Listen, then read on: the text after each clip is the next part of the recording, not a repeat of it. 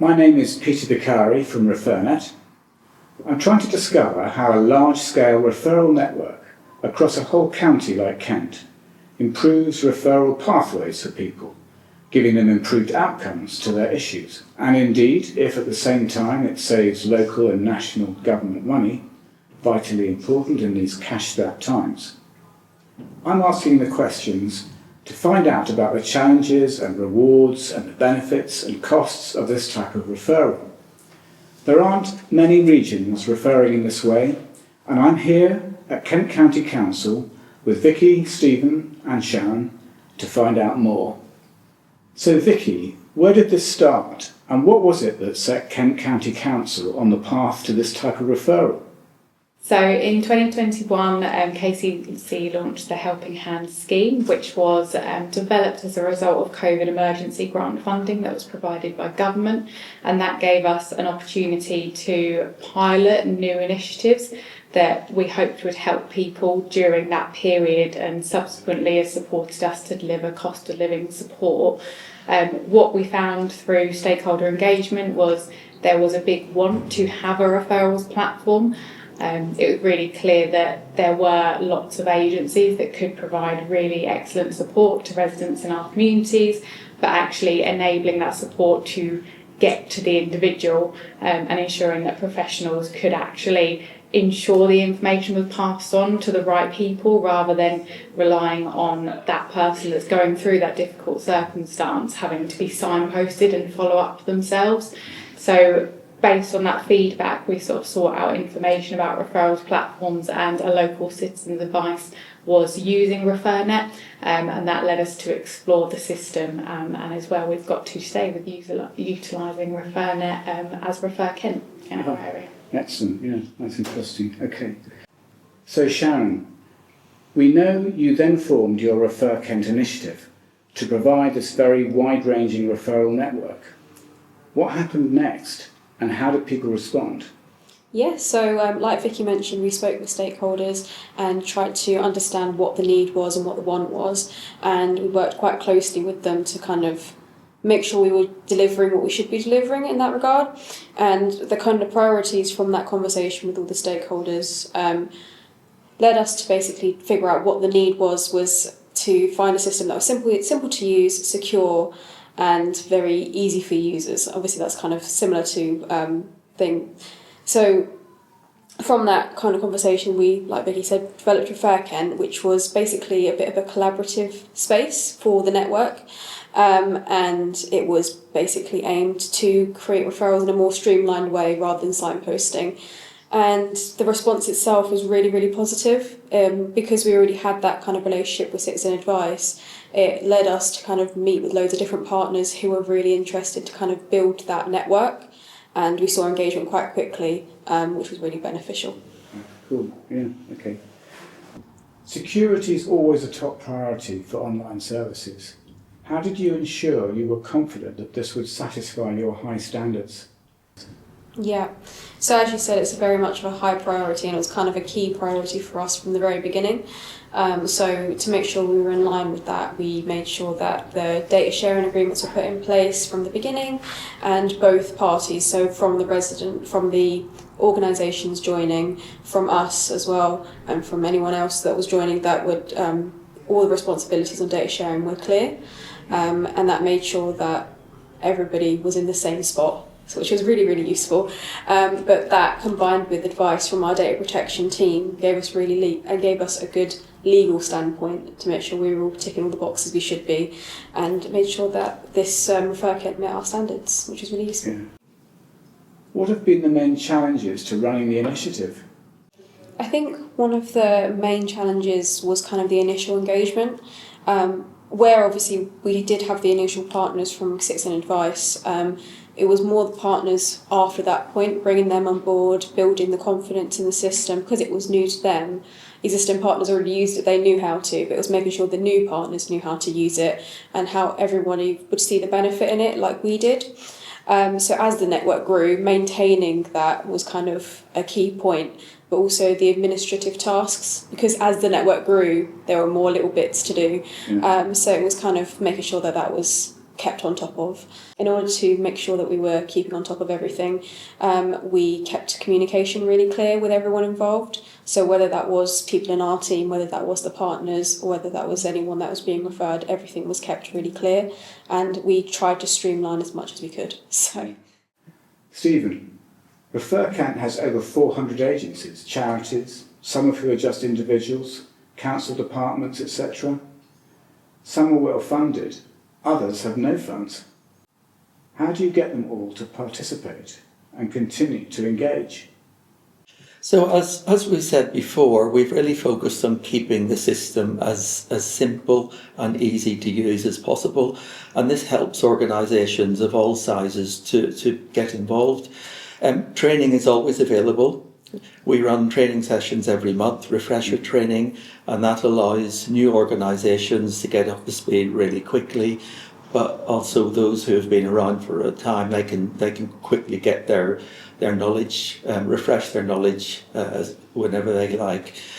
We also run networking meetings every 2 months, and that's about sharing good practice and celebrating all the really good things that go on across the network. Yeah, excellent, fantastic. We think this type of referral network is in some ways almost the opposite of the majority of other referral systems. ReferNet is referral-centric, where most, if not all, other systems are client-centric. It has a very large number of very different types of referral agencies across a very broad spectrum, where we think most referral networks are confined to far fewer and with more complex types of client referral.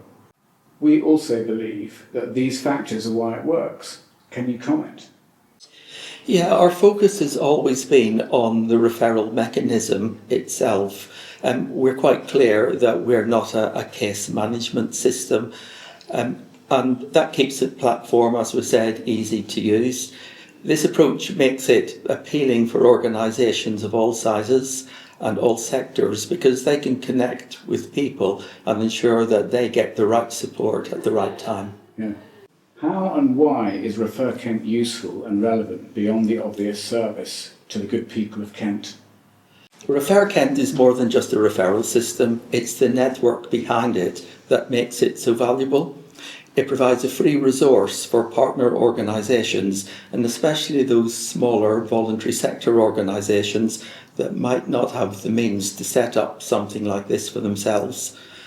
By connecting hundreds of agencies across the county, it enables a truly joined-up approach, making collaboration that much easier and support more accessible for everyone. So back to you, Vicky. In what ways do you think ReferKent provides value for money? So I think from our perspective, the value for money comes from enabling that referral mechanism to happen in a really quick and simple way. We identified quite early on that actually there are an awful lot of initiatives. There could always be more support needed in the community, but there are already some great organisations providing really valuable support. So actually the value comes from enabling them agencies to be discovered so that people can hopefully get interventions and support as early as possible, which we hope then prevents long-term need and support going forward. So that can both save us money as a council and the services that we provide, but also hopefully other external organisations as well. And as Stephen pointed out, the fact that we're running this system hopefully enables it to be more accessible, because organisations that wouldn't be able to set up and fund a system like this can still access it and get the benefit. So we hope it also provides value back into the community and voluntary sector as well. Yeah. So you've touched on funding. This is obviously an important subject which we're all too aware of. How does it impact ReferKent? So ReferKent, we were really lucky to be able to establish it with the initial money we had. That came from a COVID emergency grant from government, which was utilised as something we call internally as the Helping Hands Fund. So the system currently is being funded from that scheme and has enabled us to deliver what we have done so far. But in terms of the future, it's something that we are looking at options for funding. a potential route for this kind of system is looking at multi-agency funding. So if several larger organisations can see the benefit and we can prove the benefit of it, it might be something we can collectively deliver as a system-wide approach. But equally, you know, there are potential other funding mechanisms, government grants, etc., that could be utilised because the scale of impact for ReferKent can be proven, and also because it does tick a lot of different support boxes because we're able to provide referrals for a large amount of organisations. It potentially ticks a lot of objectives of different grant funds. So it's something that, whilst we're always aware of that kind of what happens next with funding, we feel quite comfortable with ReferKent about exploring them options and having a few different routes and avenues that we could go to keep it going and keep it sustainable as well. Yeah, okay. Stephen, from your perspective, how has ReferKent changed the referral journey for citizens themselves? I think ReferKent has made the referral journey much simpler and faster for residents. Instead of being passed about from one organisation to another and having to tell their story over and over again, it means that people are now connected to the right opportunity quicker and more securely. It reduces the stress for them, it saves time, and it ensures that they get help when they actually need it. Okay. Vicky, what are your ambitions with this referral process moving forward? So we'd really like to focus on increasing the number of referrals that are being made through the system, and we've achieved a really large amount of organisations and teams using it. So we really want to see that being embedded into their day-to-day processes rather than being an additional system that they kind of have that's accessible. We've got some great examples of organisations and teams that it is just part of the day-to-day and what they do and part of that customer journey, and we really would like to see that best practice mirrored in other areas. As well as that, we want to kind of continue our engagement with wider services in the public sector, so things like health, police, social care, to see how the system can further benefit wider areas of public sector as well. So that's our ambitions, what we'd like to do moving forward. Okay, that's really interesting. So we're coming to the end now. Is there anything further you'd like to add about the value of the referral system to you and any lessons, benefits or challenges you've experienced along the way?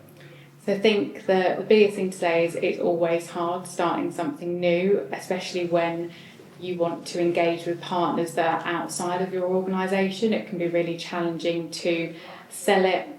Everyone's really busy, so if anything feels like an additional task, it can be hard to see past that because everyone's so stretched. So actually it is just about perseverance, and as Sharon said, once we got a few organisations on board and they were sort of showing the benefits to other organisations, that's when it really started to kickstart. So I think it is just about that perseverance at the start. Equally, perseverance with the legal and data aspects, that can be really challenging to work through, and I think can often act as a blocker for a lot of new things, and anything that involves some sort of system or data is hard. But you know, there are means and ways we can provide this support, and we can do it in a way that meets all them requirements. It is just a case of working through it and getting the professional advice. So, you know, it's not being afraid. Sometimes people can scare away from data sharing, but actually it can be done. So, you know, persevering with making sure them ingredients are in place, because it can be really successful. And actually the outcome of, you know, working through all that hard work is hopefully really beneficial outcomes for the residents in our area. So that's what we're hoping that we keep achieving. So the three of you, I'll just ask you a little bit about, you know, what it takes to make a referral. How much are you asking of all these people in Kent that you're working with? What does it take for them to use it? Hopefully not too much time. Yeah. That's what we aim for, isn't Exactly. it? I don't know what you find in the training, Stephen, but I think often people anticipate that the training is going to take all this time, there's going to be so much to learn, but you walk through a referral, don't you? So the refresher training takes about 20-25 minutes, and in that we demonstrate how to make a referral, and once you're familiar with the system and you're fairly confident with it, you can make a referral in about 3 minutes. So it's nothing at all when you think about the benefits to the client. Yeah. I think the main thing as well is just alongside time. I think the benefit of stuff like the training sessions is showing people how to actually use, like how to actually navigate the system, because obviously knowing where all the organisations are and what sort of services they offer is one of those things I think people find very useful from the training sessions, because then people can actually understand, okay, if I want to find a certain organisation or I want to find this help, I go click that drop down and go from there, and then you can do the referral, and I think it just kind of helps them understand, like a bit of a demo almost, on how to navigate it, which really saves them time in the long run, because they don't have to worry about ages how to navigate it if they're worried about it. That's. Well, we also have a YouTube channel, and we put video clips onto that channel, so it's just tips on how to use the system better, and that's available for anybody to access. Great, well, that's good. I don't think I've seen that. Cool. Worth to have a look. I think the other time saver, the referral itself is simple, but as a professional, it is a minefield of the support and services that exist. And I've worked in KCC a long time. I can't tell you the number of directories that probably existed for various things, but they're just impossible to keep up to date. And what the ReferKent system provides is, it is an up-to-date system, because the organisations that are on there are responsible for their listings, whereas if you try and create a standalone directory, you are then responsible for keeping that up to date, and that is just an admin nightmare, especially if you've got hundreds. So it gives you that up-to-date directory, but as well as just being a directory that could take you off to another website, to another form, you know that whatever service you click on, you know what to expect from that referral form. And it also is allowing you to search for the most appropriate support, rather than just relying on, you could get a professional that has over 20 years experience, that has got a breadth of knowledge of organisations they could refer you to, or you could be with a professional that's brand new, and how do you ensure you get a consistent service? And actually the system is how you ensure you get that consistency, because anyone, no matter what their knowledge, can go on and search, I need to find support, energy support for this individual, what is available for them in their local area, and that could be, anyone can do that. You don't need that prior knowledge of the organisation. So I think that's a real time saver in itself. But that's made me think about, for example, like managers who are like primary users, they can then save time by then but seeing what's going on as an overview when they go on the homepage of what their staff members are up to, and what the referral stage is at as well, because I think we've had some feedback as well, just that it's useful for the primary user or manager to basically then, if there's any referrals that are waiting, like say so Stephen's chased them, they can then follow it up with the relevant staff member, which I think saves time in the long run. So then we're not just waiting on someone to get back from leave. That manager can then keep an eye on everything and make sure everything's all up to date as needed. So that's another time saver, I think. Excellent. And it's very topical at the moment as well, because we're all talking about the Crisis and Resilience Fund, which is about to come out from April 26. So we anticipate that ReferKent will be an essential part of the offer that we provide at Kent County Council. So we'll be using it to refer people on to other organisations to help our clients, our residents, to build their resilience and to make sure that they get out of a crisis and that they stay out of that crisis.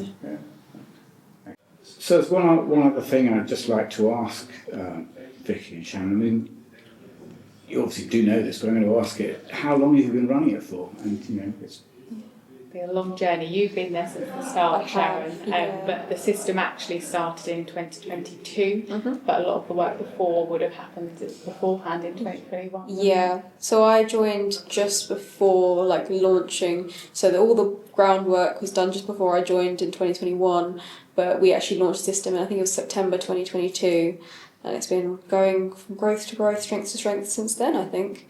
But yeah, I was kind of involved in the initial. I was admin at the very beginning, and then I've grown, and I moved on to other things. So I was seeing it grow from smaller groups of people to email to bigger and bigger, and now we have newsletters and things like that we share. But yeah, it's been great. I do recall that, and it's certainly our experience that it does take quite a long time to get something like this up and running when you've got a large network going, and we've seen it, as I say, elsewhere in the UK. Probably longer than people expect, I think. I think so. I think it's like what Vicky was saying. It's about the embedding of it. Even we had to take a while to embed it into our normal day to day and things like that, and just kind of proving that it needed to be the benefits of it, because it just takes a little bit of time. Yeah, I think. Yeah. It's also prioritising the resource. We were lucky at the beginning. We had a lot of support from our senior stakeholders, and that really helps, because it helps you need the support to get things over the line and get things signed off, but you also need the support to make sure it's resourced appropriately, because the resource we've had on the system has varied a lot over the time that we've had it, and that's just because the start phase of launching something, you need a slightly different team to what you do when you're trying to boost the promotion and get more people on board, to now when actually we still very much promote it, but actually our aims are more about working on the organisations that are already using it and supporting them, and a slightly different approach to just trying to get as many organisations as possible in the early stages, because it is a chicken and egg system. People won't utilise it to make referrals if you don't have the organisations that you can refer to. So it is a little bit of establishing that base of organisations, so that you've got a decent amount where people can start making referrals, and then just allowing it to grow with the right organisations as well. I think that helps as well with the way it's grown for the type of organisations that offer different types of support. Whereas I think in the very beginning, developed it from citizen advice, it was just citizen advices on there. So then we grew it to different types of support, from food, fuel, not money advice. I'm thinking of all the others now, but I can't think of all of them. But now that's grown even more to kind of show that it's just gone even bigger, and it's just like Vicky was saying, you can't have the results without having the organisation and the type of support. So it's just kind of one thing goes from another, I think. And how many people have been on your team in terms of the people actually running ReferKent? Is it? Good question. There's been a lot that have sort of come and gone. At the moment, we have sort of 3 to 4 core members of staff working on the system, but it does vary, and that's not necessarily all their time either, because we deliver a number of different projects and schemes, so it does vary, but from a kind of what's needed, it's that kind of administrative support is sort of the key to deal with inquiries, to deal with onboarding organisations, all the kind of system related work, and then the role that Stephen and Sharon have both played, which is actually that partnership side. That is a huge bit, I think, and what has made ReferKent successful is we haven't just kind of said, here's a system, go and use it. It's about us building relationships, supporting organisations, delivering training sessions, and all that kind of thing that I think help people stay engaged. So for us, it's maybe an optional bit, as long as you've got the kind of support to keep the system running.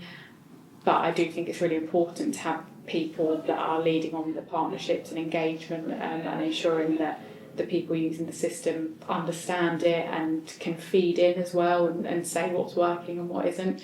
I think that is what probably makes it a successful system, rather than just a kind of system that's ticking along being... That rings very true to us. Yeah. When you've got that ongoing background, kind of looking at the agents as talking to people and Yeah. keeping them engaged. Yeah, absolutely. And that's nothing to do with the system. Yeah. It's to do with the whole engagement thing with people, isn't it? It's building a rapport with people, isn't it, and making Yeah. sure you have that relationship.